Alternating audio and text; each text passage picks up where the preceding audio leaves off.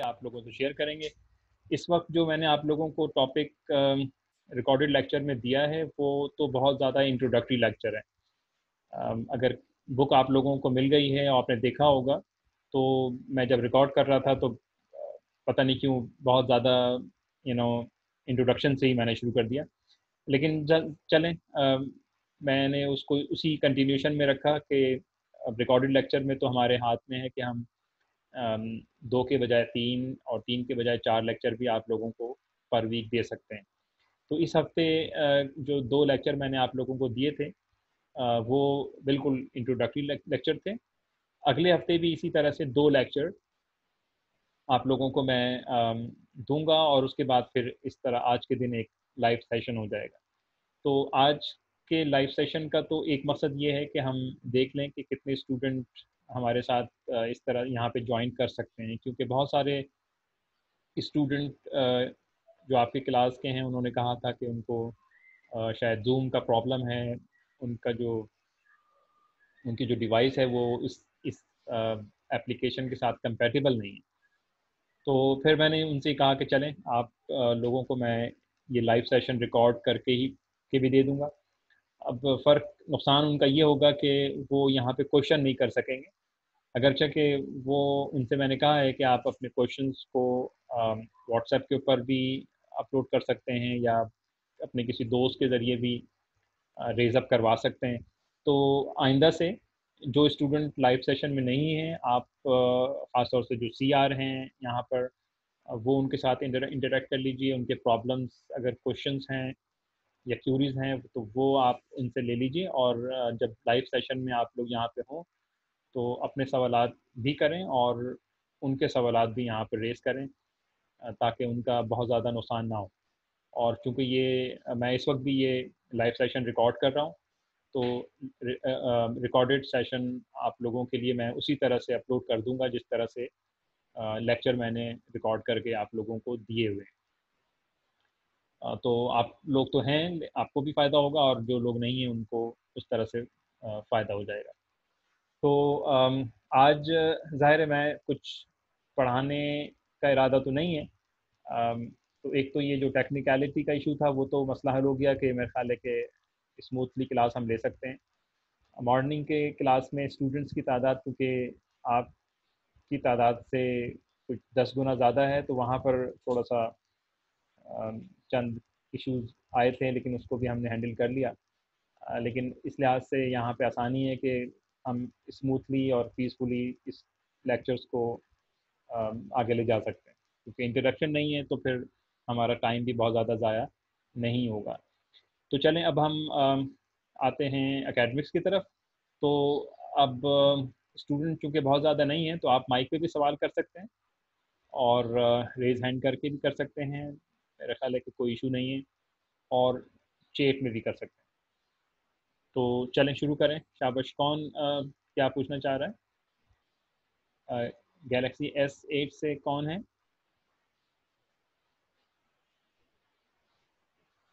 या अदनान?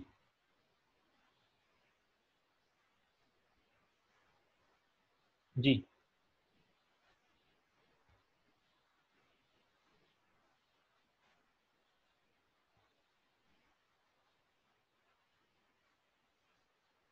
जी, आप लोग सवाल कर सकते हैं।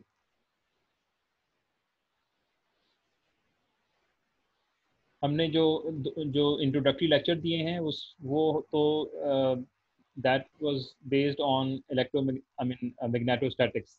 पहले लेक्चर में हमने बहुत ही बेसिक चीज़ें डिस्कस की थी। दूसरे लेक्चर में करंट कैरिंग वायर की वजह से कुछ डिस्कशन किया था कि मैग्नेटिक फील्ड स्क्रीनशॉट लिया था ना वो तो मैग्नेटिक फील्ड कैसे प्रोड्यूस होती है, ये अभी अपनी जगह सवाल मौजूद है जिसका आंसर करना बाकी है, और उसको कैलकुलेट कर कैसे किया जाता है ये भी हमारे नेक्स्ट लेक्चर का टॉपिक है।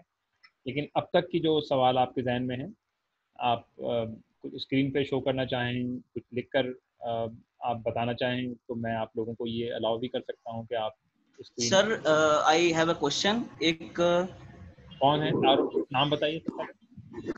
उसामा उसामा उसामा जी, जी उसामा।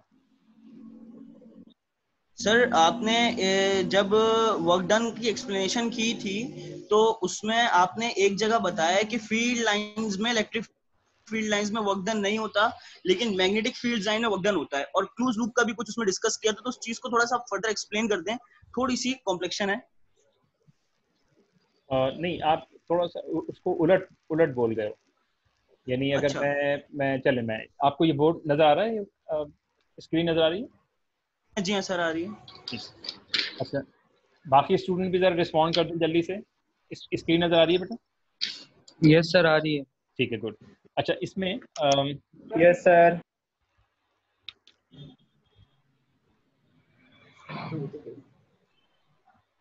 कहाँ से हुआ था, अच्छा, मैग्नेटिज्म करके लिखा था। अब ये चीज़ आपके जहन, अगर आप इसको देखें कि आप जानते हैं कि अगर फर्ज कर लें कि एक आपके पास इलेक्ट्रिक फील्ड है और वो उसकी डायरेक्शन ये वाली, उसका मतलब क्या हुआ कि यहाँ पर पॉजिटिव चार्ज है और यहाँ पर नेगेटिव चार्ज होगा, तभी लाइन ऑफ फोर्सेस इस तरह से होंगी।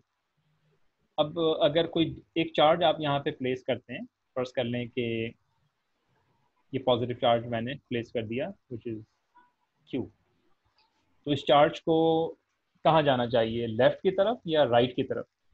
राइट की तरफ। राइट की तरफ जाना चाहिए, बिल्कुल ठीक है। इसका मतलब ये हुआ कि अगर पॉजिटिव चार्ज है तो वो इलेक्ट्रिक लाइन ऑफ फोर्सेस के पैरेलल मूव कर जाएगा, और अगर नेगेटिव चार्ज है, और अगर नेगेटिव चार्ज है तो फिर वो लाइन ऑफ फोर्सेस के ऑपोजिट डायरेक्शन में हमेशा मूव कर जाएगा। ठीक है। अच्छा, अब मैं अगर फोर्स निकालूं तो आप ही जानते हैं कि इलेक्ट्रोस्टैटिक केस के अंदर जो फोर्स का फॉर्मूला होता है वो होता है force is equals to charge time electric field. ठीक है। और ठीक है सर। इसमें ये पॉजिटिव चार्ज चूंकि इलेक्ट्रिक फील्ड के पैरेलल है और नेगेटिव चार्ज इलेक्ट्रिक फील्ड के ऑपोजिट डायरेक्शन में है, तो फिर आप यहाँ से वर्क डन निकाल सकते हैं। तो वर्क डन होता है क्या है कि वर्क डन होता है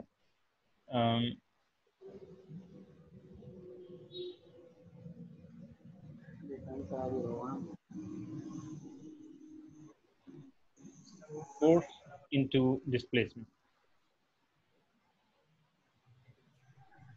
ठीक है, यही होता है। अच्छा, अब जी इसमें हाँ, जी क्योंकि डॉट प्रोडक्ट है तो यहाँ पे कॉस थीटा आएगा, और कॉस थीटा हाँ। 01। डिपेंड करता है एंगल के ऊपर ज़ाहिर है। तो अगर मैं इसको लिख सकूं कि F into D L into cos theta, और इन दोनों केस में या तो अगर इलेक्ट्रिक फील्ड के पैरेलल हो या एंटी पैरेलल हो, एक केस में एंगल 0 के बराबर होगा और एक केस में एंगल 180 के 180। बराबर। तो दोनों केस में वर्क डन होगा, एक केस में वर्क डन पॉजिटिव होगा और दूसरे केस में वर्क डन नेगेटिव होगा, लेकिन जीरो नहीं सर होगा। आपने जो डिफरेंस में बताया है उसमें एक पॉइंट में आपने बोला क्लोज लूप में इलेक्ट्रिक फील्ड के वर्क डन नहीं होगा। हाँ, क्लोज लूप वो तो उसकी प्रॉपर्टी है, उस तरफ मैं आ रहा हूँ। अभी तो फिलहाल ये समझ लीजिए कि अगर क्लोज ठीक है लूप सर, नहीं ठीक है, है। किसी एक एक पॉइंट से दूसरे पॉइंट की तरफ अगर मैं निकाल रहा हूँ, तो इसका मतलब ये हुआ कि मैं ये कह सकता हूँ कि अम, ये जो वर्क डन है that would be that would not be zero in electrostatic field. अच्छा, अब अगर मैग्नेटिक फील्ड में देखें, मैग्नेटिक फील्ड के अंदर जो फॉर्मूला है फोर्स का, वो क्या चीज़ है? वो है आपके पास चार्ज v इंटू बी, और यहाँ पे जो फोर्स है वो परपेंडिकुलर होता है हमेशा वेलोसिटी के।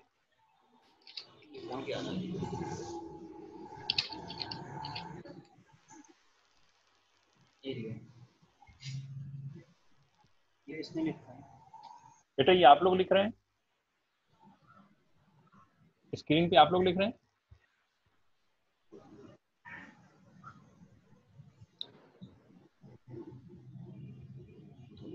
नहीं हो सकता ऑप्शन इसका।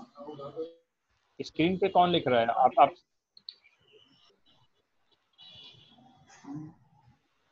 देखिए, ये हो सकता है कि आप लोगों को मैंने अलाउ किया हो कि आप अपना आर्गूमेंट्स दे सकें स्क्रीन के ऊपर, लेकिन ये शरारत है कि अगर आप स्क्रीन पर कुछ लिख रहे हैं, अगर आपको कुछ लिखना है तो आप मुझसे पूछिए, उसके बाद फिर मैं आपको अलाउ करूँगा।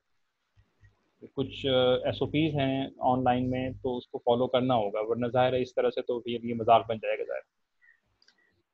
तो ये स्क्रीन पे जो भी लिख रहा है, ये आप लोग तो मेरे ख्याल है ग्रेजुएट स्टूडेंट हैं, ये बहुत छोटी क्लासेस के अंदर इस तरह की स्टूडेंट हरकत करते हैं, और बिल्कुल फ़िल्टर होके आप लोग आए हैं अपनी रिक्वेस्ट पर, अपनी ख्वाहिश पर आपने कहा है कि क्लास होनी चाहिए, और आपने जब टाइम भी निकाला है और आप अपना सारा काम छोड़ के आप लॉगिन हुए हैं, तो अब एक ही काम होना चाहिए जिसमें आपको सीखने के लिए बैठना चाहिए, बजाय इसके कि आप किसी और एंटरटेनमेंट की तरफ चले जाएं।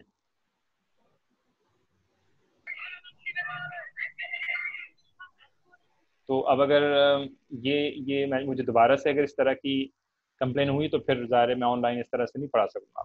और ये मैं आपको बता दूं कि ये मैं अपनी विश पर आप लोगों को मैंने कॉल किया है। यूनिवर्सिटी में टीचर्स के लिए बाइंडिंग नहीं है कि वो ऑनलाइन क्लासेस ले।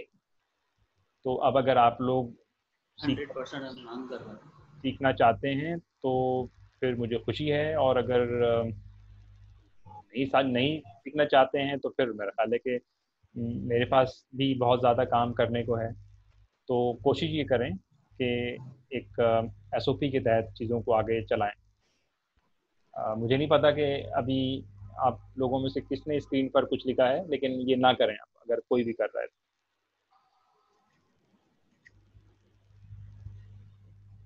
F is perpendicular to V, ये बात समझ में आ गई आपके? जी जी सर। अच्छा, अब अगर V का मतलब है कि मैं ये भी कह सकता हूँ कि force is perpendicular to displacement, क्योंकि वेलोसिटी की डायरेक्शन में ही डिस्प्लेसमेंट होती है। तो अब अगर ये जो एक रिलेशन है, ये बहुत इंपॉर्टेंट है, जब भी ये रिलेशन होल्ड सर करेगा। सॉरी टू इंटरप्ट, एक बात करनी है एक। करें करें शाबाश। सर आपने अभी बोला फोर्स की वेलोसिटी की डायरेक्शन में हमेशा डिस्प्लेसमेंट होगी, तो सर फोर्स का क्या काम है? फोर्स कुछ करेगी ना, तो फोर्स की डायरेक्शन में डिस्प्लेसमेंट नहीं होगी? ये तो इलेक्ट्रिक फील्ड में तो ऐसे ही है। तो I mean this is the property of the magnetic. आपकी बात दुरुस्त है। जी। यानी मिसाल के तौर पर, ये अगर मैं आपको बिल्कुल बेसिक मैकेनिक में ले जाऊं, तो फर्ज कर लें कि आपके पास एक मैस रखा हुआ है, ये मैस है, ठीक है। अब अगर यहाँ पे मैं फोर्स अप्लाई करता हूँ, तो फोर्स और डिस्प्लेसमेंट आपस में पैरेलल होंगे। इस बात से आप एग्री करेंगे, है ना? बिल्कुल बिल्कुल। अच्छा, अब अगर मैं यहाँ से इसको पुश करता हूँ, तो फिर फोर्स, फिर भी आपकी बात, फिर भी यही वाली इक्वेशन होल्ड करेगी कि फोर्स और डिस्प्लेसमेंट आपस में एक दूसरों के पैरेलल। लेकिन अगर फोर्स को मैं इस जानिब ले जाऊं, जो कि कुछ एंगल बना रहा हो, तो फिर तो ये सूरत नहीं है कि मोशन फोर्स की डायरेक्शन में नहीं होगी जाए। तो ये तो, क्योंकि मोशन ने तो इस सरफेस पे ही होना है, सही। तो इसका मतलब ये हुआ कि अब जो फोर्स है वो मोशन की डायरेक्शन में नहीं है। फोर्स सही सही। Does not move in the direction of.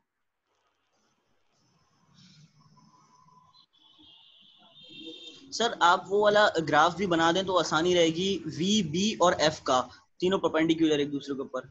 हाँ, क्योंकि क्रॉस प्रोडक्ट है, तो ये बात आपकी दुरुस्त है कि यानी इसमें जो v है और जो b है, ये क्रॉस प्रोडक्ट है। यानी फर्ज कर लें कि पार्टिकल की मोशन इस तरफ है और मैग्नेटिक फील्ड की डायरेक्शन से इस तरफ है, तो ये एक प्लेन फॉर्म होगा। जी। और जो क्रॉस प्रोडक्ट में आप ये जानते हैं कि a अगर वेक्टर है और वो b और c का क्रॉस प्रोडक्ट है, तो ये जो a वेक्टर है वो इन दोनों वेक्टर्स के प्लेन के परपेंडिकुलर होगा। सही यानी यहाँ पर f, जो यहाँ पर आप सही। देख सकते हैं, तो इसका मतलब ये हुआ कि f is perpendicular to the b and also perpendicular to the v। और v के परपेंडिकुलर होने का मतलब ये हुआ कि डिस्प्लेसमेंट, क्योंकि v और d की डिस्प्लेसमेंट पैरेलल ही होती है, पैरेलल हो सकती है या एंटी पैरेलल हो सकती है, इसके अलावा और कोई पॉसिबिलिटी नहीं। सही। तो इन एनी केस जब परपेंडिकुलर है तो फिर जाहिर है ये जो वर्क डन है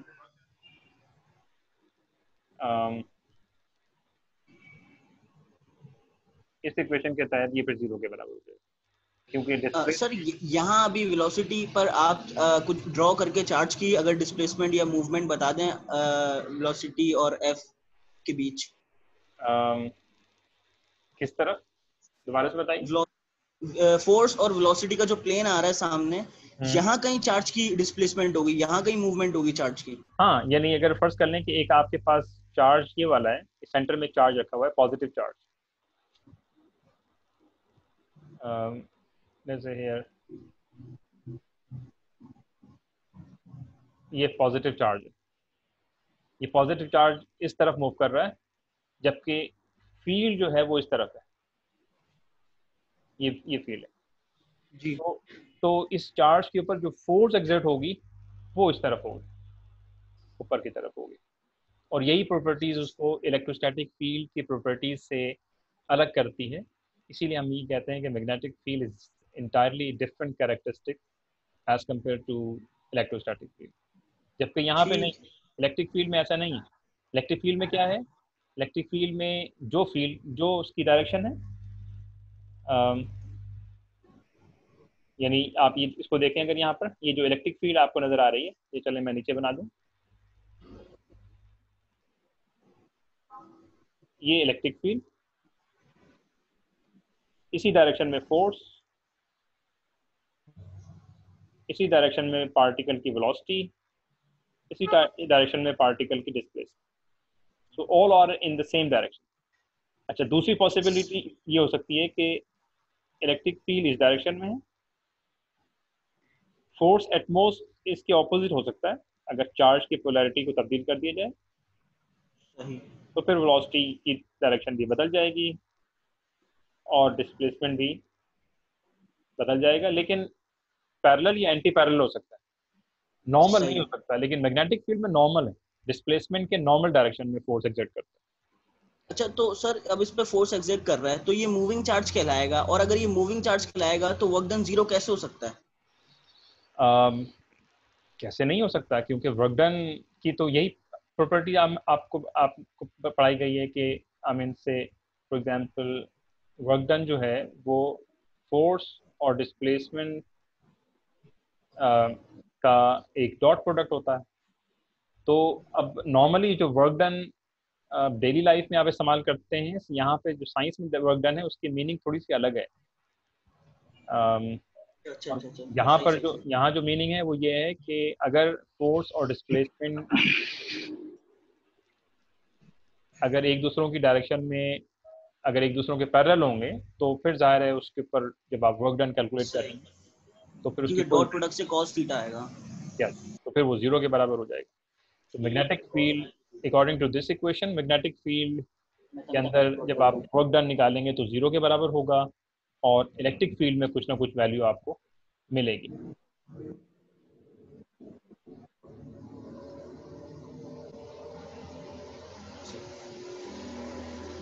देन आप कुछ पूछना चाह रहे हैं? नो नहीं सर, अभी तो ये कॉन्सेप्ट क्लियर हो गया ये वाला। नहीं, जैन हु इज जैन?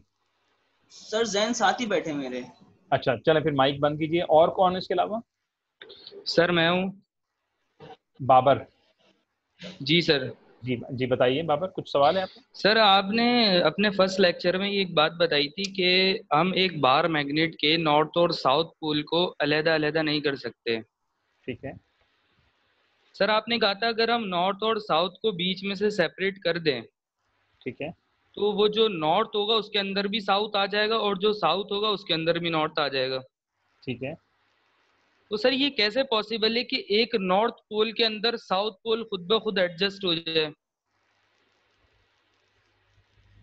ठीक है, ये सवाल है आपका? सर एक दो क्वेश्चंस और भी हैं। चले पहले मैं इसको एड्रेस कर दूं। जी अच्छा देखें, ये अच्छा सवाल है आपका। यानी ये जो बेसिकली अगर आप कहते हैं कि आपके पास कोई बार मैग्नेट है से,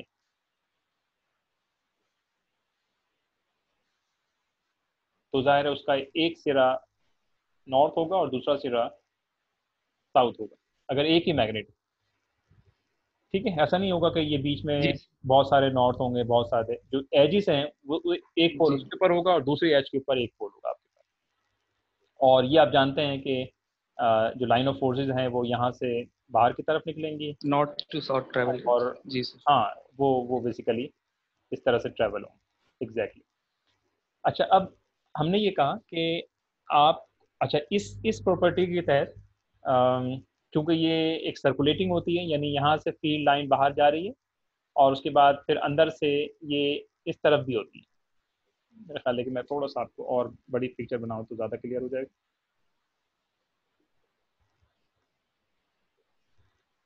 ये एक बार मैग्नेट, नॉर्थ साउथ, मैं एक लाइन ऑफ फोर्स आपके लिए बना रहा हूँ। लेट्स से हियर, ठीक है सर। इसकी डायरेक्शन ये होगी। और जो ये एक्सटर्नल मैग्नेटिक फील्ड है, जो इंटरनल मैग्नेटिक फील्ड है वो साउथ से नॉर्थ की तरफ होगी अच्छा। और उसकी direction from south to north. तो देखें ये कंप्लीट लूप बन रहा है, ठीक है सर। किसी जगह पे कोई डिसकंटिन्यूटी नहीं है। जी अच्छा, इसके बजाय अगर आप एक यहाँ पर देखें, एक पॉजिटिव चार्ज और एक नेगेटिव चार्ज, तो यहाँ पर भी तकरीबन चीज़ें होती इसी तरह से ही हैं। जी line of forces from positive to negative, लेकिन नेगेटिव से जी पॉजिटिव कभी कभी भी नहीं हो, कभी भी नहीं हो। जी तो बस इसका मतलब ये हुआ कि यहाँ पे एक डिसकंटिन्यूटी है, पॉजिटिव से इवॉल्व हुई और नेगेटिव में टर्मिनेट हो गई। That's it. तो इसका मतलब ये हुआ कि ये, इसको हम कहते हैं कि नॉन सर्कुलेटिंग फील्ड है ये वाली field. This is called non circulating.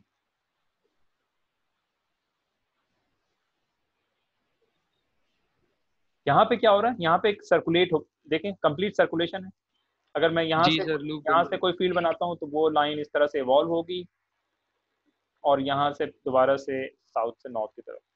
So in this case we call it I mean the magnetic field is a circulating field.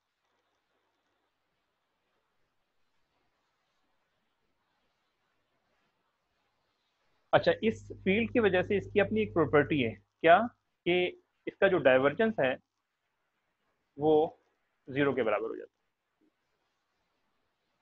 और इस केस में जब आप डाइवर्जेंस कैलकुलेट करेंगे you will have some number, non zero होगा। तो अच्छा, अब ये इसकी बिल्कुल यानी बुनियादी फंडामेंटल प्रॉपर्टी है। अब आपका क्वेश्चन ये है कि अगर मैं इसको यहाँ से किसी तरह से ब्रेक करने की कोशिश करूँ तो फिर क्या होगा, आपके पास दो पीस बन जाएंगे इसके और दूसरे वाला पीस यहाँ पे पड़ा होगा। ये नॉर्थ पोल था और ये जो है वो से साउथ पोल था फॉर एग्जाम्पल। तो जिस तरह यहाँ पर आप एक इन पोल्स को अलग कर सकते हैं, यानी अगर मैं इसको यहाँ से पॉजिटिव चार्ज को हटा दूं तो नेगेटिव चार्ज सरवाइव करेगा। ऐसा नहीं है कि जी पॉजिटिव को आपने खत्म किया तो नेगेटिव भी खत्म हो जाएगा। जी और आप ही जानते हैं कि नेगेटिव चार्ज अगर है तो उसकी फील्ड लाइंस अपनी एक इंडिपेंडेंट इस तरह से एज ए सिंक के तौर पे काम करती है। और पॉजिटिव की लाइन ऑफ फोर्सेस जी जो है वो अम, इस तरह से एज ए सोर्स के तौर पर काम करती है जहाँ पे लाइन ऑफ फोर्सेस निकाल रही होती है। तो अब अगर यहाँ पर मैं इस तरह से, जिस तरह मैं इलेक्ट्रोस्टैटिक में कर सकता हूँ, यहाँ पर नहीं कर सकता। क्यों नहीं कर सकता, इसलिए कि उसकी इंटरनल कैरेक्टरिस्टिक इस तरह से है कि बेसिकली इसमें बहुत सारे डायपोल्स हैं। आपको मैंने कहा कि नॉर्थ और साउथ तो एजेस के ऊपर हैं, लेकिन अंदर भी बहुत सारे डायपोल्स हैं। लेकिन जैसे ही मैं इसको अच्छा। किसी तरह से ब्रेकअप करूंगा तो क्या होगा कि ब्रेक करने के नतीजे में डेफिनेटली जो एंड एंड साइड के ऊपर नॉर्थ है तो डायपोल इस तरह से अलाइन होंगे कि दूसरे एंड के ऊपर ऑटोमेटिकली एक साउथ पोल जनरेट हो जाएगी।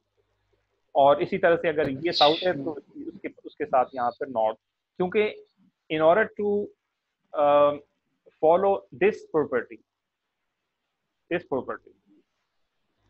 Divergence of B must be zero in any case, और वो सिर्फ एक ही सूरत में हो सकता है कि जब वहां पर दोनों पोल्स एक साथ एग्जिस्ट करें। यहाँ पर इस केस में डाइवर्जेंस ऑफ, सॉरी ये बी नहीं बल्कि ई होना चाहिए,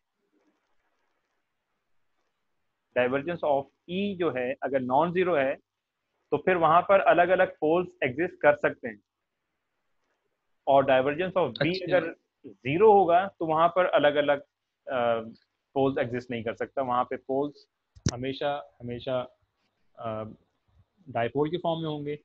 अच्छा, दूसरे सिनेरियो में एक केस क्या हो सकती है, इसको आप इतना छोटा कर दें कि ultimately you just leave reach to a single atom, और एक एटम में क्या सिलसिला होता है आपको पता है कि उसका जो सेंट्रल कोर है वो पॉजिटिव है, और एक जी, इलेक्ट्रॉन जो है वो उस पॉजिटिव कोर के अराउंड सर्कुलेट कर रहा है। रिवॉल्व कर रहा है।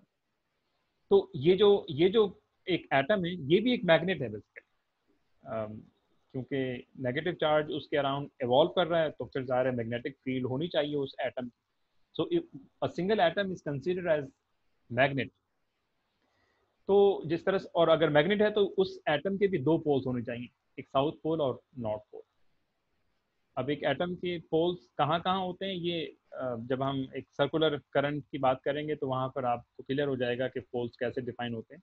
लेकिन इस वक्त जो आपका सवाल है उसका आंसर ये है कि यस, किसी भी परमानेंट मैग्नेट को आप ब्रेकअप करके उसके जितनी पार्ट क्यों ना बना लें, हर part is considered as individual magnetic material. और अगर मैग्नेटिक मटेरियल्स हैं तो उसके दो पोल्स होने चाहिए, एक साउथ पोल होगा और दूसरा नॉर्थ। और एक नॉर्थ पोल हो। जी। अच्छा सर, दूसरा सवाल मेरा ये था आपसे कि आपने ये मैग्नेटिक फील्ड का जो यूनिट निकाला था टेस्ला, ओके। सर आपने ये F is equals to Q V भी साइन थीटा के फॉर्मूले से ड्राइव किया था आई थिंक। जी जी। सर यहाँ पे Q जो है वो बेसिकली रिप्रेजेंट कर रहा है चार्ज की वेलोसिटी को, वो चार्ज को सॉरी, चार्ज, ठीक है। और V जो है वो वेलोसिटी ऑफ चार्ज को रिप्रेजेंट कर रहा है। सर अब मुझे एक बात ये समझ में नहीं आ रही कि एक परमानेंट बार मैग्नेट में चार्ज कैसे मूव कर रहा है। अच्छा, इलेक्ट्रोमैग्नेट में तो बात समझ में आ गई, चार्ज मूव कर रहा है। जी जी सर, इलेक्ट्रोमैग्नेट में तो आप। अच्छा, इसमें थोड़ी सी अगर मैं आपको ये बताऊं कि ये तो खैर ऑस्टेड एक्सपेरिमेंट तो तकरीबन 200 साल पहले की बात है ना। जी जो परमानेंट मैग्नेट की बात तो और ज़्यादा पुरानी है, यानी ये तो बहुत 2000 तकरीबन 2500 साल से लोग मैग्नेट को जानते हैं। और जो परमानेंट मैग्नेट है वो क्या है, वो बेसिकली एक मिसाल के तौर पर अम, जो बार मैग्नेट है ये किस चीज़ से बनता है, ये आपके पास पीरियोडिक टेबल में जो डी एलिमेंट्स हैं, जिसको आप ट्रांजिशन एलिमेंट भी कहते हैं, ये मटेरियल जी। होते हैं जो कि मैग्नेटिक होते हैं बेसिकली, जिसमें आयरन है, जिसमें कोबाल्ट है, जिसमें कॉपर है। सर बेसिकली ये भी तो हम कह सकते हैं कि अगर बचपन में सर हम ये पढ़ते थे छोटी क्लासेस के अंदर कि अगर किसी भी आयरन को हमें मैग्नेटाइज्ड करना है तो उसको high amount of current produce कर दिया जाए, ये बात सही है सर? नहीं, परमानेंट मैग्नेट में तो करंट आप नहीं फ्लो करा सकते, जाहिर है वो तो यानी कंडक्टर तो नहीं होता वो। ये तो इलेक्ट्रोमैग्नेट में करंट आप फ्लो कराएंगे। लेकिन मैं ये कह रहा हूँ कि इलेक्ट्रोमैग्नेट की अंडरस्टैंडिंग तो बिल्कुल क्लियर है ना, कि वहाँ पर करंट फ्लो होने जी की जी वजह सर, से वो तो क्लियर है। मैग्नेटिक। तो बिल्कुल ही इसी तरह से जो मैग्नेटिक मटेरियल्स होते हैं, यानी जो हम परमानेंट मैग्नेट की बात कर रहे हैं, जी वहां पर भी जो जो बेसिकली जो सोर्स है किसी भी मैग्नेटिक फील्ड का, वो भी चार्ज है। बस फर्क ये है कि किसी मैग्नेटिक मटेरियल में जो चार्ज है वो किसी एटम के अराउंड मूव कर रहा है, विच इज इलेक्ट्रॉन एक्चुअली। अब इलेक्ट्रॉन दो किस्म की मोशन हो सकती हैं। एक आप जानते हैं कि वो एक ऑर्बिटल मोशन करता है, यानी जी और दूसरा वो अपने एक्सिस के अराउंड मूव करता है, which is called spin motion. जी सर। तो ये जो परमानेंट मैग्नेट में जो मैग्नेटिज्म अराइज होता है, ये उस इलेक्ट्रॉन के या तो ऑर्बिटल मोशन की वजह से होता है, या फिर स्पिन मोशन की वजह से होता है, या कुछ केसेस में इन दोनों मोशन का एक लीनियर कॉम्बिनेशन होता है। तो होता ठीक है। होता यानी जो जो मैग्नेटिक फील्ड का जो सोर्स है वो परमानेंट मैग्नेट के अंदर भी मूवमेंट ऑफ चार्ज है और इलेक्ट्रोमैग्नेट के अंदर भी मूवमेंट ऑफ चार्ज है। ठीक है सर। ठीक है। अच्छा सर, एक सवाल और था जी सर। जैसे इलेक्ट्रिक फील्ड की बात करते हैं तो सर, अब हम अगर कोई भी चार्ज रखते हैं या कोई एक प्लेट रखते हैं तो आपने बताया था उसकी इलेक्ट्रिक फील्ड जो होती है वो हर जगह सेम नहीं होती। ठीक है। एजेस पे जो होती है इलेक्ट्रिक फील्ड डिफरेंट हो जाती है, लेकिन अगर हमारे पास कोई स्फेरिकल बॉडी है तो उसमें हर जगह, उसके अराउंड हर जगह जो उसकी इलेक्ट्रिक फील्ड होगी वो सिमेट्रिक होगी। अच्छा ठीक है, सही है। अच्छा सर, अगर मेरा सवाल ये है आपसे कि अगर एक बार मैग्नेट है तो क्या हम्म। बार मैग्नेट में भी एजिस में जो है उसकी मैग्नेटिक फील्ड डिफरेंट हो जाती है, या बार मैग्नेट में ऐसा कुछ नहीं होता? नहीं नहीं, वहां पर भी होगा बिल्कुल एज इट इज। ये जो फील्ड की एजिस पर जो स्ट्रेंथ बढ़ जाती है वो ना सिर्फ इलेक्ट्रिक फील्ड के साथ वैलिड है बल्कि मैग्नेटिक फील्ड के साथ भी वैलिड है। बल्कि अगर आपको मैं थोड़ा सा रिकॉल कराऊं तो आपने किसी जगह पर फर्ज कर लें कि आपके पास एक जगह पर ये एक बार मैग्नेट है नॉर्थ और दूसरा है साउथ, और यहाँ पे कुछ ना कुछ बी की वैल्यू होगी, आप निकाल सकते हैं। फर्ज कर लें कि 1 टेस्ला है इसकी वैल्यू।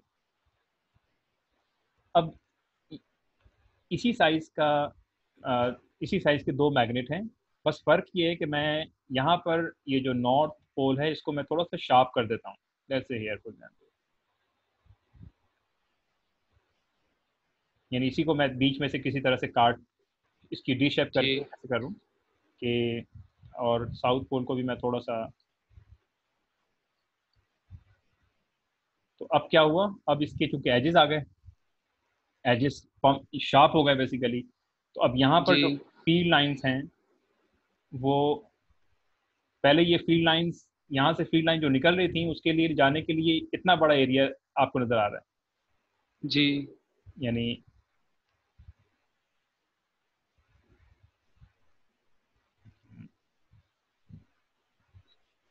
ये पूरा एरिया नजर आ रहा है। अब फील्ड लाइंस इवॉल्व भी यहाँ से हो रही है और उसको सिंक होने के लिए ये छोटा सा एरिया है।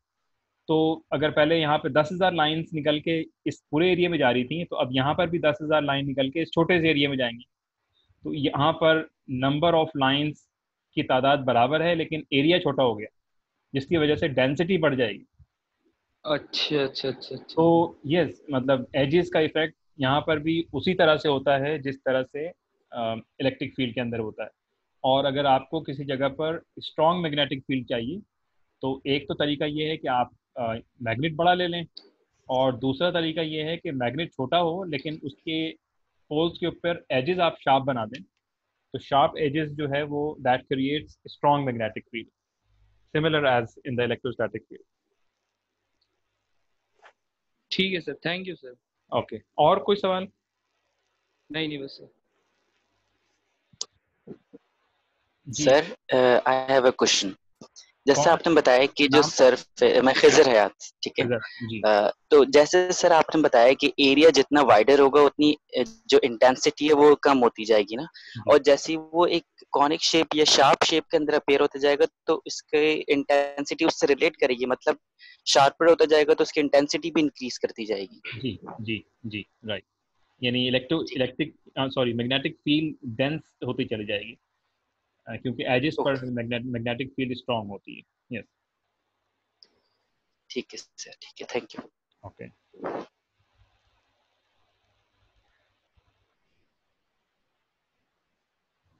जी, और कौन है? सर मैं उसामा।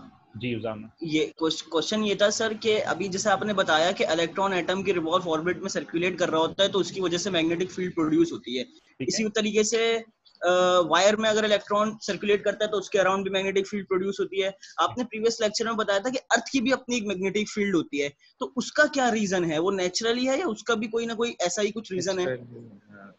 हाँ, गुड क्वेश्चन। नहीं, वहाँ पर देखिए मैग्नेटिक फील्ड का जो सोर्स है वो तो बस चार्ज है। whenever charge moves either in a straight line or in circular form, magnetic field produce। अब अर्थ की जो आपको पता है, अर्थ की भी मूवमेंट है, वो एक अपना स्पिनिंग मोशन है और ऑर्बिटल मोशन भी है।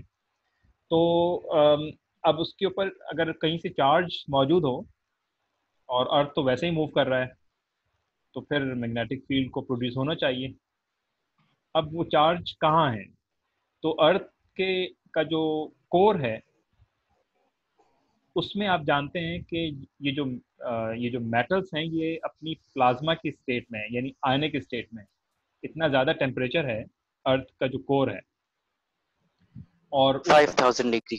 उस टेम्परेचर के ज़्यादा होने की वजह से जो अम, जो जो जो मेटालिक फॉर्म है वो आयनिक फॉर्म में, यानी पॉजिटिव और नेगेटिव आयंस की फॉर्म में। तो और उसकी तादाद बहुत ज़्यादा है ज़ाहिर।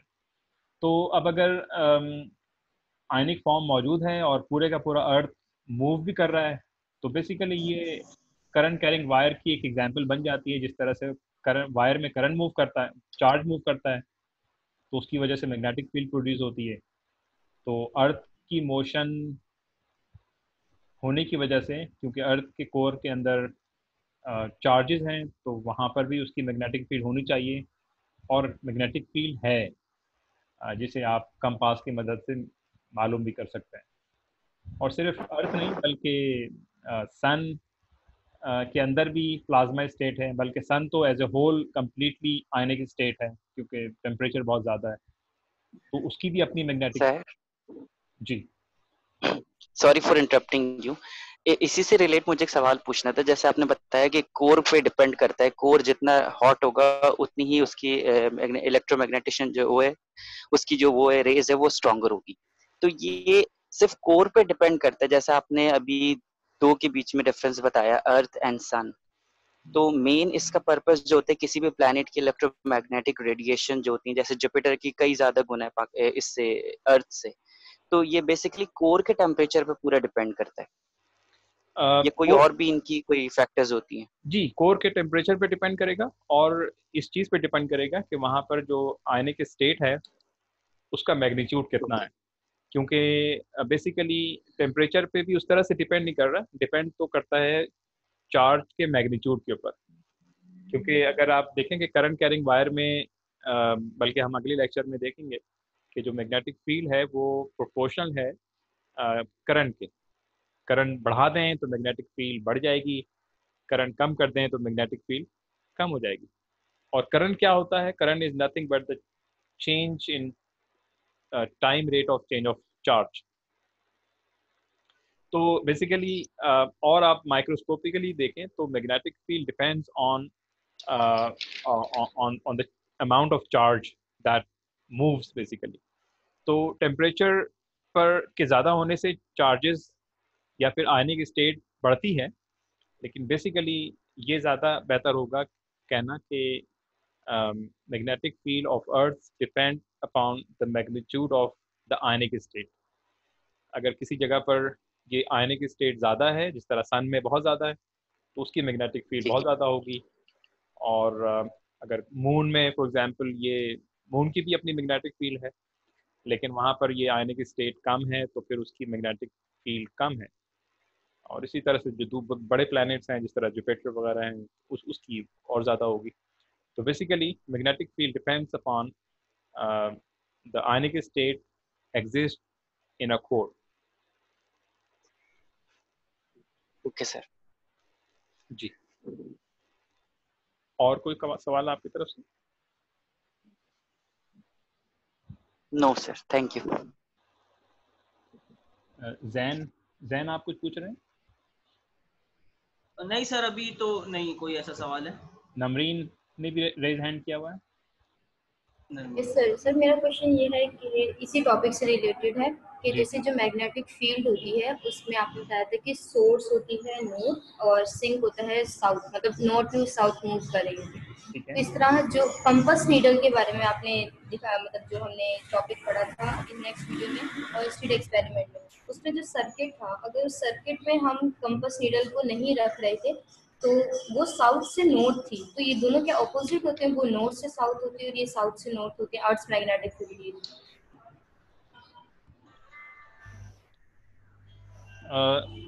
नहीं, अर्थ की जो मैग्नेटिक फील्ड है वो जनरली एक कंपास अगर अर्थ के मैग्नेटिक फील्ड के साथ अगर अलाइन होगा तो वो तो कुछ इस तरह से होगा कि साउथ से नॉर्थ। या अगर आपके पास कंपास है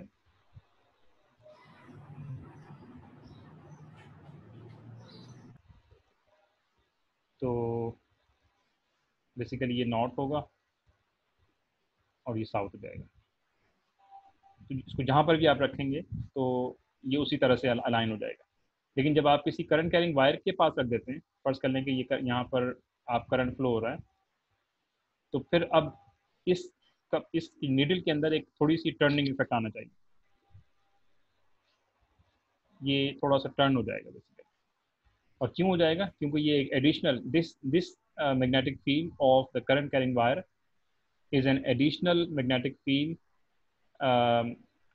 in addition to the earth magnetic field basically. तो उस अर्थ की मैग्नेटिक फील्ड तो इस कंपास के ऊपर एक्ट कर रही है, लेकिन एक आपने फील्ड और जनरेट कर दी तो फिर ये एक टर्निंग इफेक्ट पैदा होगी, बेसिकली टॉर्क। और ये जो टॉर्क है दैट आपको पता है कि ये प्रोड्यूस होती है फोर्स की वजह से, आर क्रॉस एफ। तो टॉर्क प्रोड्यूस होगा जिसकी वजह से रोटेट होगा। इसका मतलब है कि वहाँ पे फोर्स प्रोड्यूस हुआ है, और ये जो फोर्स है ये बेसिकली वो मैग्नेटिक फोर्स है जो कि हमने कहा था कि Q into V into B. तो ये अगर अच्छा अब इस करंट को अगर आप रिवर्स कर दें, इस करंट की डायरेक्शन को रिवर्स कर दें तो फिर नॉर्थ पोल उधर चला जाएगा, साउथ पोल इधर आ जाएगा।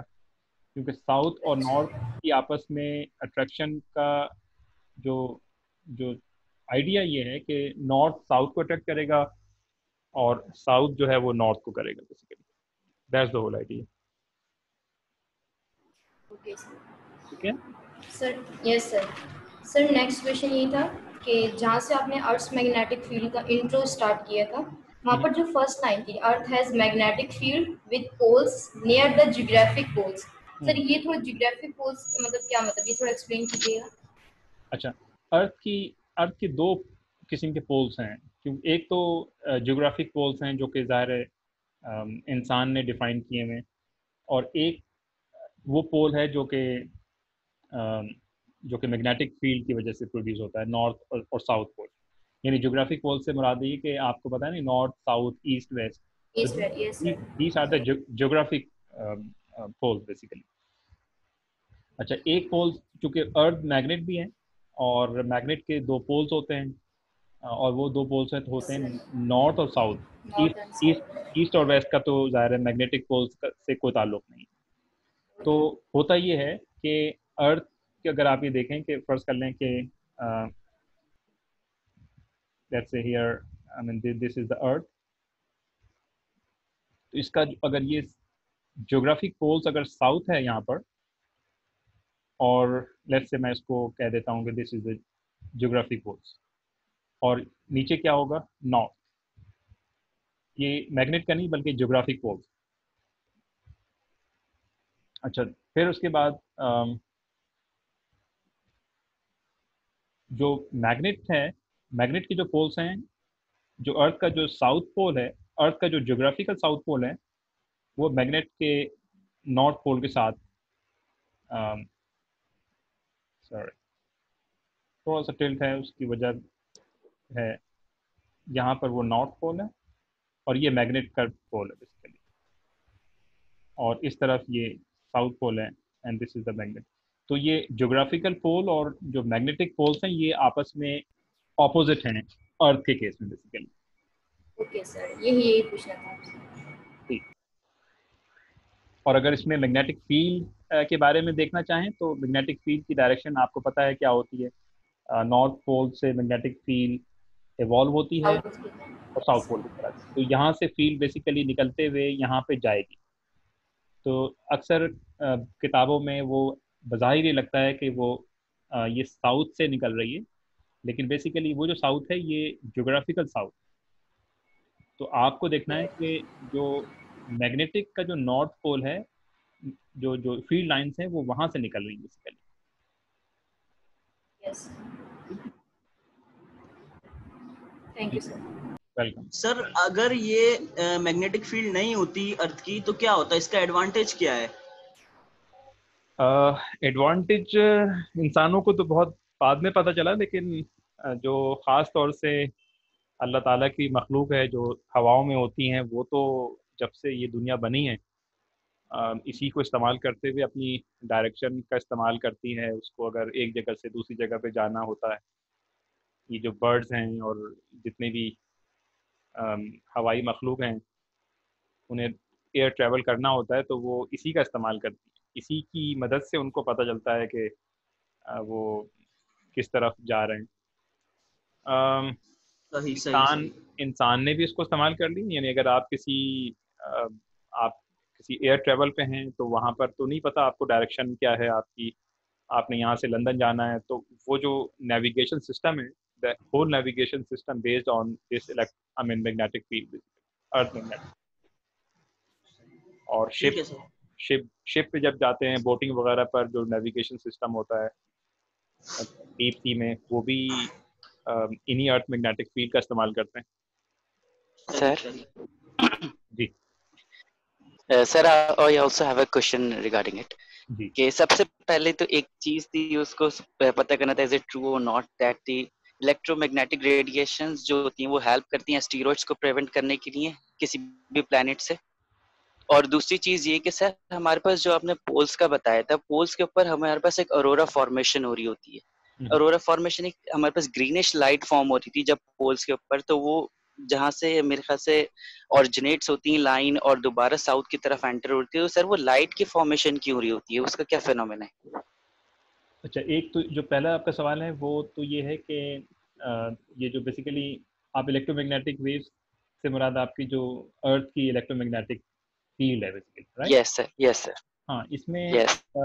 ये जितने भी आउटर वर्ल्ड से जो बहुत ज़्यादा जो बैकग्राउंड रेडिएशंस आती हैं, और वो चूँकि चार्ज पार्टिकल्स हैं, तो इन इन अभी ये जो इससे पहले जो सवाल पूछा था उसका एक एडवांटेज ये भी है कि ये जितने चार्ज पार्टिकल्स हैं, जब ये अर्थ की करीब आते हैं तो ये इन मैग्नेटिक फील्ड लाइंस की वजह से वो फ्रॉम नॉर्थ टू साउथ ज़ाहिर है वो डिफ्लेक्ट हो जाते हैं, अर्थ पे डायरेक्ट वो नहीं पहुंच पाते। इन इन इन फील्ड्स को एक ख़ास नाम देते हैं, that is called the Van Allen field. ये पूरा एक बेल्ट फॉर्म होता है और इसकी इसकी you know distance from the earth ये बहुत ज़्यादा है।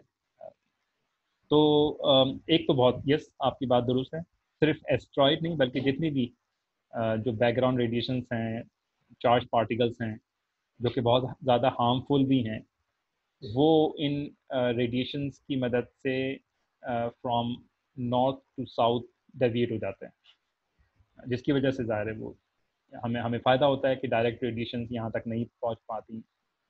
इलेक्ट्रोमैग्नेटिक रेडिएशंस का चूँकि वो मिसाल के तौर पर सन से जो लाइट्स आ रही हैं वो तो इलेक्ट्रोमैग्नेटिक वेव्स हैं, उनका ताल्लुक उसके ऊपर तो आपको मैग्नेटिक फील्ड या इलेक्ट्रिक फील्ड का उस तरह से इफेक्ट नहीं होता और वो इतनी नुकसानदेह भी नहीं है। लेकिन ये जो पार्टिकल्स हैं ये अगर डायरेक्ट अर्थ पर आ जाएं तो फिर बहुत ज़्यादा नुकसानदेह है।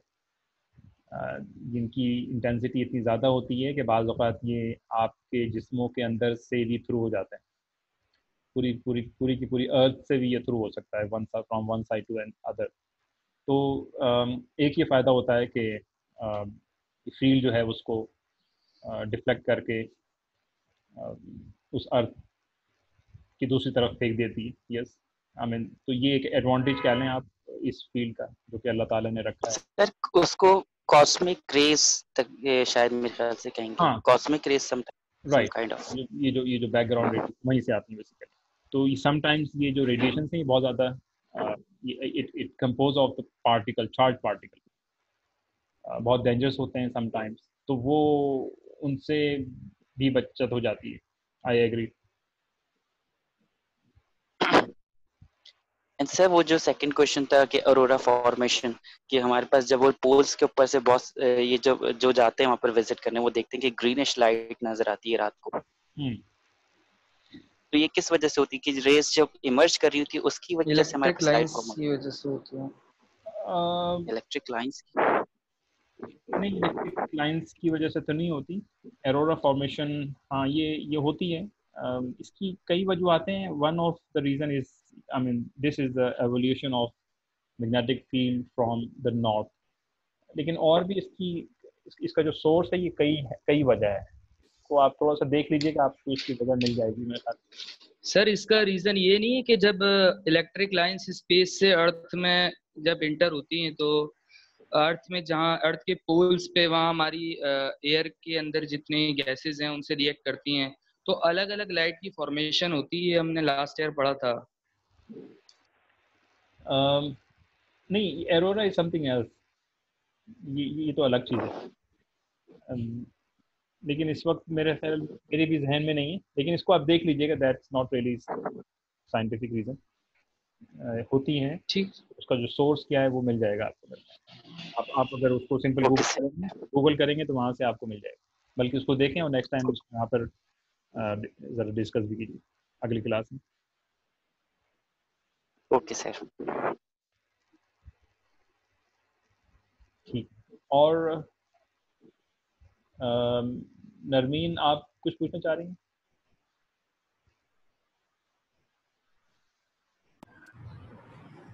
नो सर, वो क्वेश्चन हो गया। अच्छा ठीक है, तो वो रेज हैंड था असल में। तो सॉरी सर। कासिम, मोहम्मद कासिम, आप कुछ पूछना चाह रहे हैं?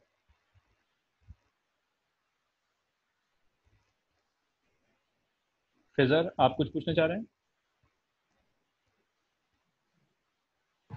Yes sir. वो मेरी आवाज आ रही है? जी जी। कौन, फिजर या सर कासिम? ये फिजर। जी जी, बताइए।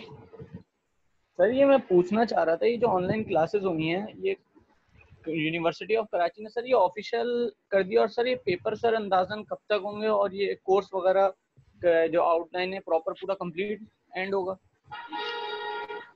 इसका देखें, सिलसिला ये है कि जो ऑनलाइन क्लासेस हैं ये 1 मंथ के लिए हैं, फ्रॉम 15 जून टू 15 जुलाई। 16 जुलाई से हम ये एक्सपेक्ट कर रहे हैं कि यूनिवर्सिटी खुल जाएगी। और अगर ऐसा ही होता है तो फिर 16 जुलाई से लेकर 10 सितंबर तक क्लासेस होंगी यूनिवर्सिटी के अंदर। और ठीक। उसके बाद फिर एक हफ्ते का ब्रेक आएगा, और उसके बाद सितंबर के एंड में फिर एग्ज़ाम का सिलसिला शुरू हो जाएगा। मोस्ट प्रोबेबली 15 सितंबर से लेकर 30 सितंबर तक। और उसके बाद नेक्स्ट जो सेमेस्टर है वो फिर अक्टूबर में शुरू होगा।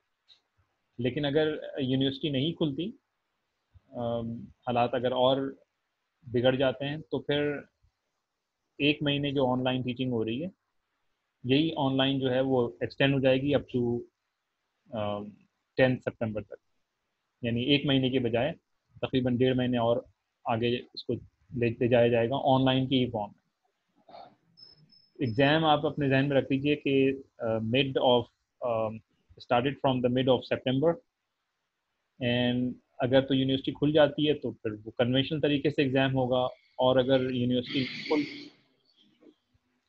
और सब कुछ ऑनलाइन ही है तो फिर एग्ज़ाम का तरीका भी ऑनलाइन होगा। वो कैसे होगा, उसमें से एक तरीका ये हो सकता है कि ओपन बुक एग्ज़ाम हो जाए। ओपन बुक में ये होता है कि आपको इसी तरह से मैं जूम के ऊपर डिस्प्ले करके क्वेश्चन पेपर डिस्प्ले कर दूंगा, आप घर में करें। लेकिन ये है कि ओपन बुक एग्ज़ाम बज़ाहिर तो सुनने में अच्छा लगता है, लेकिन प्रॉब्लम्स थोड़े से उसमें चैलेंजिंग होते हैं। इसमें बेसिक कंसेप्ट का बहुत ज़्यादा इस्तेमाल होता है। यानी ऐसा नहीं है कि किसी किताब से क्वेश्चन दे दिया जाए और आप घर बैठ के कर लें। तो ये मॉडल हो जो मेरे जहन में है कि ओपन बुक एग्ज़ाम इस कोर्स में तो हो सकता है ज़ाहिर। लेकिन अगर यूनिवर्सिटी खुल जाती है तो फिर नॉर्मल तरीके से एग्ज़ाम होगा, जो आपको पता है कि वो कैसे एग्ज़ाम दिया जाता है यूनिवर्सिटी में।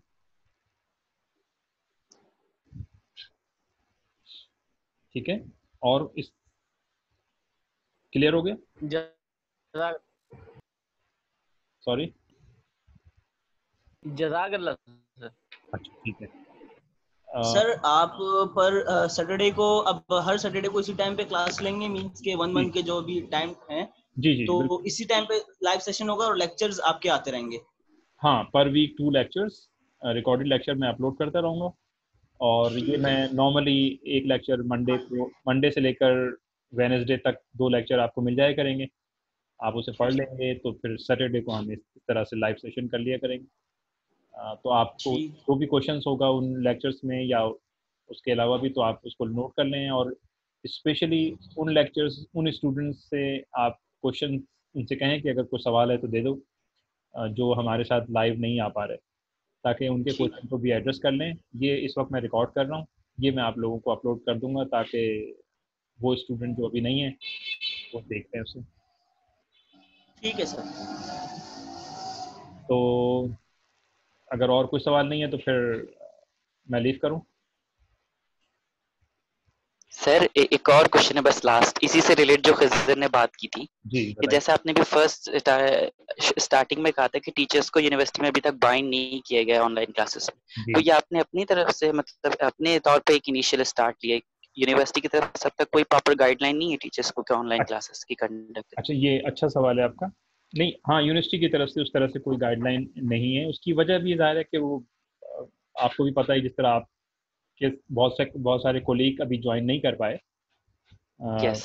इसी तरह से बहुत सारे टीचर्स के पास भी फैसिलिटीज़ नहीं है। कहीं पे लोड शेडिंग है, कहीं पे इंटरनेट की फैसिलिटीज़ नहीं होगी, किसी के पास हो सकता है कि लैपटॉप ना हो तो कई, क्योंकि टीचर्स भी ज़ाहिर है आप लोगों की तरह सोसाइटी में रहते हैं, और बिल्कुल सर। क्योंकि लॉकडाउन में सब कुछ बंद है तो वो अवेलेबल भी नहीं हो सकता। तो उस तरह से बाइंडिंग नहीं है, कि हर टीचर ने, जिस तरह यूनिवर्सिटी में क्लास लेना एक बाइंडिंग होता है, तो ये ऑनलाइन यस टीचिंग सर। एक बाइंडिंग नहीं, एक ऑप्शन के तौर पे टीचर्स ले रहे हैं। और आई होप कि आप लोगों को अंदाज़ा हो गया होगा कि इवनिंग की क्लासेस में और कितनी क्लासेस हो रही हैं।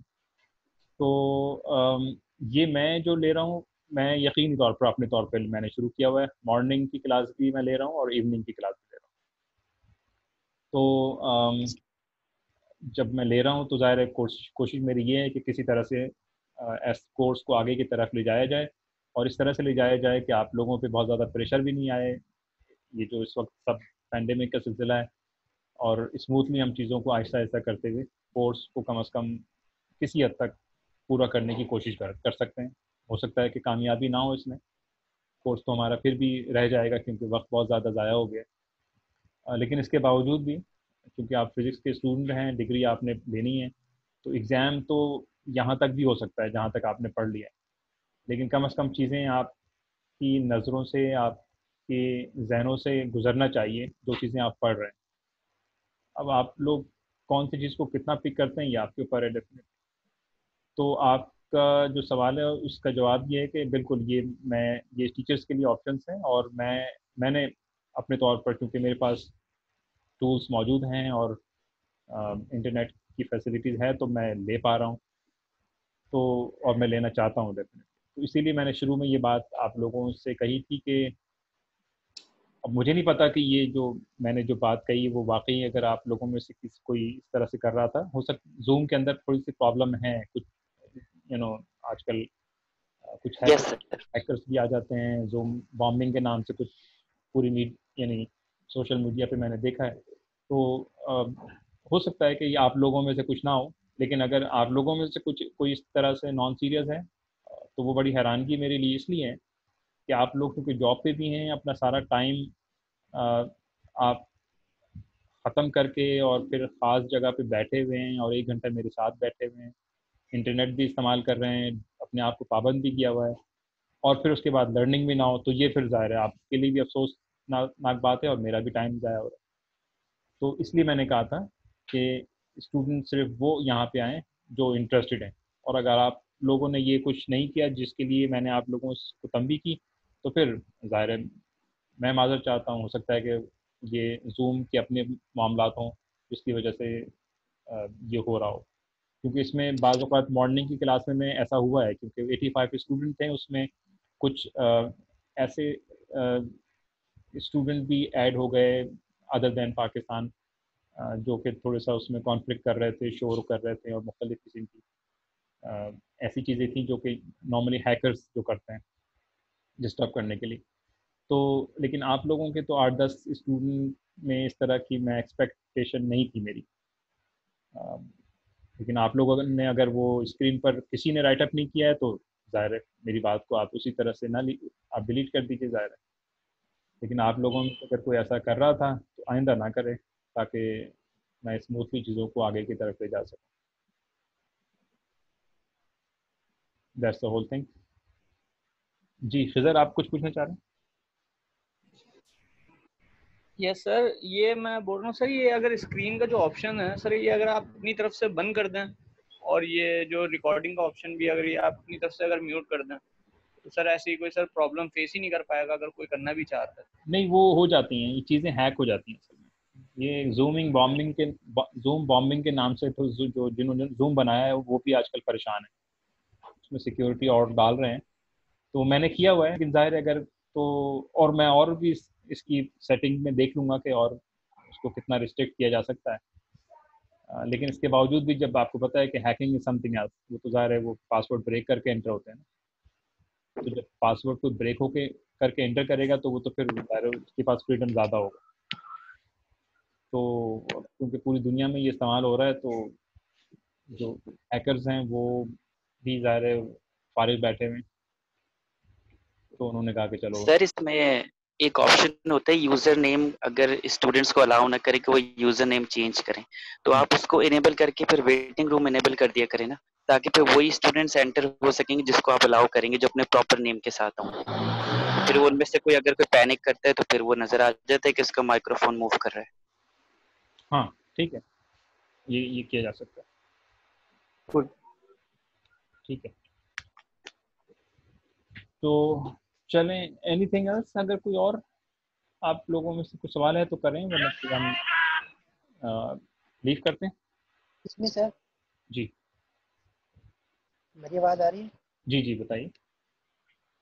अच्छा सर, आपने अभी जो बताया था कि जो ग्राफिकल जो हमारे पास जो फील्ड्स होती हैं, तो ये जो मैग्नेटिक फील्ड होती है ये अपोजिट उसके क्यों होती है, वजह? किसकी किसके ऑपोजिट? जी सर, नहीं, ऑपोजिट किस चीज़ के? मैग्नेटिक फील्ड जो होती है जो नॉर्थ टूवर्ड्स साउथ होती है, तो ये जो है ये अपोजिट क्यों होती है उसके? नहीं, थोड़ा सा दोबारा से एलिब्रेट करें, किस चीज़ की ऑपोजिट होती हैं? ये ज्योग्राफिकल जो हमारी जो आपने बताया था ना कि साउथ टूवर्ड्स नॉर्थ होती है, तो मैग्नेटिक जो फील्ड होती हैं वो उसके अपोजिट वर्क करती है। नहीं, अर्थ की। ऐसा क्यों? हाँ, जो जियोग्राफिकल फील्ड्स होती हैं उसके अपोजिट मैग्नेटिक फील्ड, मैग्नेटिक अगर हम मैग्नेट रखें बाहर मैग्नेट, तो वो फील्ड जो है वो उसके अपोजिट होती है। ऐसा क्यों होता है? अगर जियोग्राफिकल में नॉर्थ से साउथ होती है, सपोज मैग्नेट जो बाहर मैग्नेट है उसे अगर हम सेम उसी पोजीशन पर रखें तो वो उस तरह वर्क नहीं करेगा, वो साउथ से नॉर्थ की तरफ जाएगा। तो ऐसा क्यों होता है? अच्छा देखें, एक तो यानी अगर फर्ज कर लें कि आपके पास ये अर्थ है, तो जो नॉर्थ पोल है, इस अर्थ का जो मैग्नेटिक नॉर्थ पोल है, और दूसरे एंड के ऊपर जो मैग्नेटिक साउथ पोल है, वो तो ज़ाहिर है डिपेंड कर रहा है कि इसके अंदर चार्ज की मोशन कैसी है, जिसकी वजह से ये दो पोल्स फॉर्म हो गए। I mean this is a magnetic permanent magnet for example. ठीक है, ये तो ज़ाहिर है ये हमने नहीं किया, ये तो उसके अंदर पोल्स बन गए बेसिकली चार्ज की ख़ास किस्म की मोशन की वजह से। अच्छा, अब रही बात कि ये जो मैग्नेटिक नॉर्थ पोल है और जो ज्योग्राफिक पोल है वो हमारा यहाँ पर साउथ पोल है, और यहाँ पर जो ज्योग्राफिक पोल है ये नॉर्थ पोल है। तो इसकी बात कर रहे हैं, ये दोनों ऑपोजिट क्यों हैं? जी सर, ये अपोजिट अच्छा, क्यों होता है?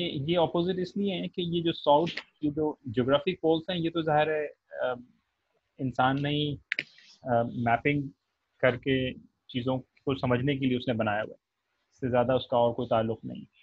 जबकि मैग्नेटिक फील्ड जो है वो तो इंट्रेंसिक ये जो मैग्नेटिक पोल्स हैं ये तो इंट्रिंसिक पोल हैं बेसिकली, तो ये आपस में ऑपोजिट नज़र आ रहे हैं, लेकिन कोई इसकी साइंटिफिक रीज़न नहीं है। आई मीन ये जो ज्योग्राफिक पोल्स हैं ये बेसिकली ये that is given name by the mappers जब इसकी मैपिंग की गई। बेसिकली ये जो पोल्स हैं, जो मैग्नेटिक पोल्स हैं, ये जाहिर है हम इंसान उसको नाम नहीं दे सकता, बल्कि ये पोल्स यानी अर्थ की मैग्नेटिक फील्ड की डायरेक्शन की वजह से ओरिजिनेट हुआ है। अब अगर आपकी बात ये है कि इसको भी नॉर्थ पोल कह दिया जाए ज्योग्राफिकली, तो ये चूँकि बहुत पहले से मैप हुए हुए हैं तो उसको एज इट इज़ छोड़ दिया गया है, इस लिहाज से हमें ये ऑपोजिट नज़र आता है, क्योंकि जब मैपिंग हुई हुई है तो जाहिर है वो हर जगह वो उसको अप्लाई किया जाता है। तो आई मीन आप ये समझ लीजिए कि ज्योग्राफिकल मैप जो है वो शायद अर्थ के मैग्नेटिक फील्ड की डिस्कवरी से पहले से ही लोग जानते हैं। तो जब अर्थ की मैग्नेटिक फील्ड डिस्कवर हुई तो ये आपस में ऑपोजिट हो गई, तो उसको उसी तरह से छोड़ दिया गया। तो सर इसकी कोई मतलब साइंटिफिक कोई रीज़न नहीं है? मतलब ये हम लोग एज मतलब हम जो पहले से हो रहा है उसी पर हम बिलीव करते हैं, इसकी कोई साइंटिफिक रीज़न नहीं है? किस चीज़ की? ये जो मैग्नेटिक पोल्स की? जी, ये अपोजिशन जो हो रही है इनकी। ये जो ज्योग्राफिकल मैप्स, ज्योग्राफिकल पोल है, ये तो मैंने कहा ना कि ये तो इंसान ने नाम रखा हुआ है, जिस तरह आपका कोई नाम होगा, मेरा कोई नाम है, तो इसकी और कोई इससे ज़्यादा वजह नहीं है। तो मैग्नेटिक पोल जब पता चला कि ये नॉर्थ की तरफ है, तो उससे पहले से लोग ज्योग्राफिक इस वाले ज्योग्राफिक पोल को साउथ पोल ही कहते रहे, तो उस लिहाज से ये ऑपोजिट हो गया। साइंटिफिकली इससे ज़्यादा और कोई रीज़न नहीं। ठीक है सर। ठीक है, ठीक है sir. Okay, thank you. Okay, तो ठीक है, फिर देन वी लीव नाउ इंशाल्लाह। See you by the next Saturday. सबसे पहले घबराना।